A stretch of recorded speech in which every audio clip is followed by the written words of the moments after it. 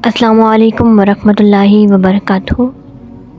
دوستو، آج ہم حبشہ کی طرف پہلی ہجرت جو مسلمانوں نے کی اس پر بات کرتے ہیں کہ حضور نبی کریم صلی اللہ علیہ وآلہ وسلم کی حفاظت کا وعدہ خود رب العالمین نے فرمایا تھا۔ سورۃ المائدہ کی 67 آیت ہے کہ لوگوں کے شر سے اللہ تعالیٰ آپ کو بچائے گا، نیز آپ کے چچا ابو طالب اور خاندان بنو ہاشم کے دیگر لوگ بھی حضور صلی اللہ علیہ وآلہ وسلم کے دفاع کے لیے ہمیشہ مستعد رہا کرتے تھے۔ دیگر اعلیٰ خاندان کے افراد جو اسلام لائے تھے، ان کے تحفظ کی ضمانت ان کے خاندان والوں نے دی ہوئی تھی۔ اس کے باوجود کفار جب بھی ان کا بس چلتا، سرور عالم صلی اللہ علیہ وآلہ وسلم اور ان کے بارسوخ صحابہ کی دل آزاری کا کوئی موقع ہاتھ سے نہ جانے دیتے، لیکن اکثریت ان لوگوں کی تھی جو کافر آقاؤں کے غلام تھے یا غریب اور نادار لوگ تھے جن کا کوئی پرسان حال نہ تھا۔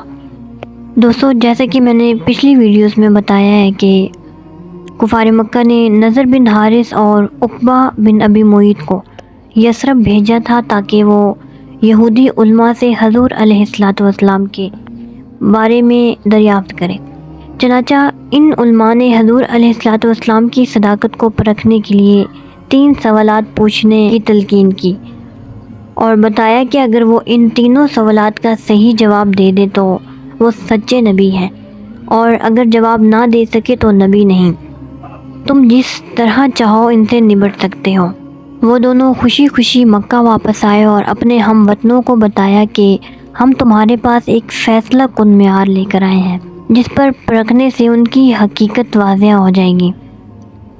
ان سوالات کے جواب میں اللہ تعالیٰ نے سورۃ کہف نازل فرمائی، لیکن اہل مکہ جو اندھی عصبیت کا شکار تھے پھر بھی اپنے باطل عقائد سے دستبردار نہ ہوئے۔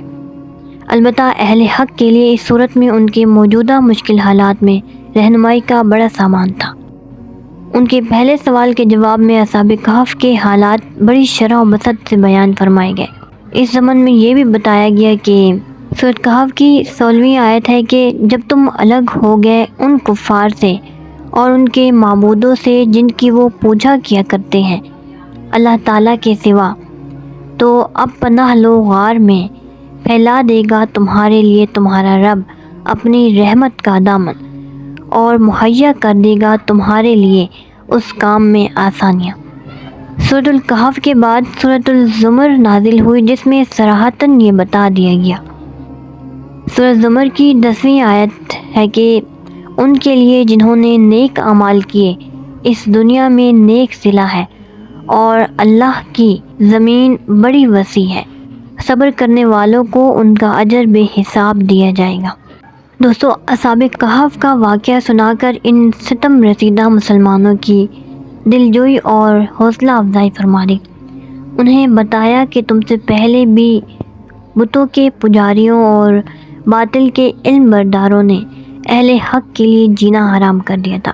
جور و جفا کی ان آندھیوں نے اپنی شمع ایمان کو بچانے کے لیے انہوں نے بھی اپنے وطن عزیز کو خیر باد کہا تھا، سفر کی سختیوں کو خندہ پیشانی سے برداشت کیا۔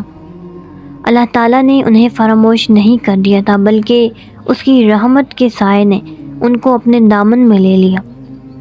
ان کی ساری پریشانیاں راحت و آرام میں بدل گئی۔ اے مسلمانوں، اگر تم بھی ان کی راہ پر گامزن ہو گئے تو تمہارے ساتھ ان سے بھی بہتر سلوک کیا جائے گا۔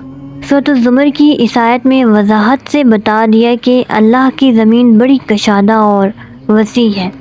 اگر یہاں یہ نابکار تمہیں اپنے رب قدوس کا نام نہیں لینے دیتے اور آزادی سے اس کی عبادت نہیں کرنے دیتے تو قطعاً فکر مند نہ ہو، کسی ایسی جگہ چلے جاؤ جہاں آزادی سے تم اپنے معبود حقیقی کی عبادت کر سکو۔ یہ اندیشہ تمہیں ہرگز پریشان نہ کرے کہ پردیس میں تمہاری گزران کیسے ہوگی۔ یاد رکھو، تمہارا پروردگار محسنین کو اس دنیا میں بھی اپنی لامحدود نعمتوں سے سرفراز فرماتا ہے، اور جو لوگ مضبوطی سے صبر کا دامن پکڑے رہتے ہیں ان کو اتنا صلہ دیتا ہے جس کا کوئی حساب نہیں لگایا جا سکتا۔ رحمت عالم صلی اللہ علیہ وآلہ وسلم نے جب شمع توحید کے ان پروانوں پر کفر و شرک کے سرغنوں کے بے اندازہ مظالم دیکھے اور یہ بھی ملاحظہ فرمایا کہ ان مظالم میں آئے روز اضافہ ہوتا چلا جا رہا ہے، تو سرکار دو عالم صلی اللہ علیہ وآلہ وسلم نے اپنے جانثار غلاموں کو اجازت دی کہ ظلم و ستم کی اس بستی سے ہجرت کر کے حبشہ چلے جائیں، کیونکہ وہاں کے بادشاہ کے بارے میں مشہور ہے کہ وہ بڑا رحم دل اور انصاف پسند ہے، نہ خود کسی پر ظلم کرتا ہے اور نہ کسی کو بے قصوں اور کمزوروں پر ظلم کی اجازت دیتا ہے۔ چنانچہ بعثت کے 5ویں سال ماہ رجب میں مہاجرین کا پہلا قافلہ اپنے پیارے وطن کو چھوڑ کر حبشہ جیسے دور افتادہ ملک کی طرف روانہ ہوا، تاکہ اس پرامن فضا میں وہ جی بھر کر اپنے رب کریم کی عبادت کر سکے، اپنے عقیدہ کے مطابق آزادی سے زندگی بسر کر سکے۔ دوستو، یہ قافلہ 12 مردوں اور 4 خواتین پر مشتمل تھا۔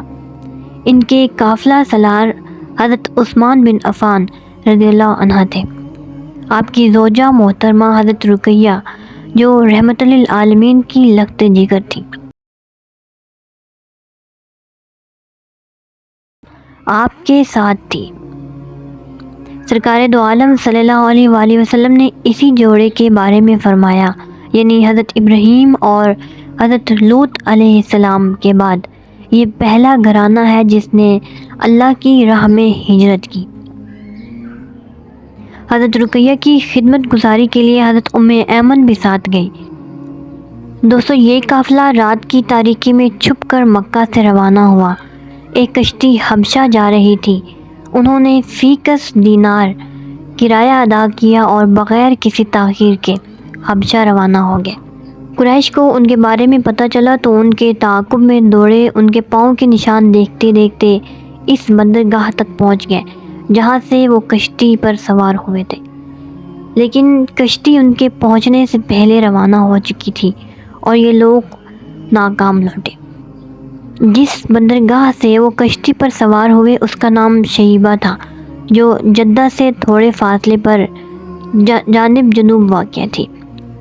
اہل مکہ حبشہ وغیرہ کے لیے بحری سفر پر یہاں سے روانہ ہوتے تھے اور جدہ کو حضرت عثمان رضی اللہ عنہ کے زمانہ خلافت میں بندرگاہ بنایا گیا اور شیبہ کے بجائے جہاز اور کشتیاں جدہ سے روانہ ہونے لگی۔ دوستو، علامہ یاقوت حموی لکھتے ہیں کہ شیبہ بحر حجاز کے ساحل پر ایک بندرگاہ تھی۔ جدہ کے بندرگاہ بننے سے پہلے اہل مکہ کی کشتیاں یہاں آ کر لنگر انداز ہوتی تھی۔ راہ حق کے یہ مسافر جب حبشہ پہنچے تو نجاشی نے انہیں بڑے احترام سے خوش آمدید کہا اور ٹھہرنے کے لیے ایک پرامن جگہ عطا فرمائی۔ صحابہ کہتے ہیں ہم بڑے سکون و اطمینان کے ساتھ نجاشی کے زیر سایہ زندگی بسر کرنے لگے اور بڑی آزادی سے اپنے خالق حقیقی کی عبادت میں محو رہا کرتے۔ یہاں نہ ہم پر کوئی آوازیں کستا اور نہ ہمیں اذیت پہنچا سکتا۔ تو دوستو، آج کی ویڈیو کو میں یہیں پر وائنڈ اپ کرتی ہوں اور مزید اسی سے ریلیٹڈ آگے جنہوں نے ہجرت کی ان کے متعلق آپ لوگ ساتھ نیکسٹ ویڈیو میں شیئر کروں گی، اور باقی اپنی رائے کا اظہار مجھے ضرور دیجیے گا اس ویڈیو کے متعلق۔ جو نیو آئے ہیں اس چینل پر وہ چینل کو ضرور سبسکرائب کریں اور مجھے سپورٹ کرتے رہیں۔ تھینک یو سو مچ۔ اللہ حافظ۔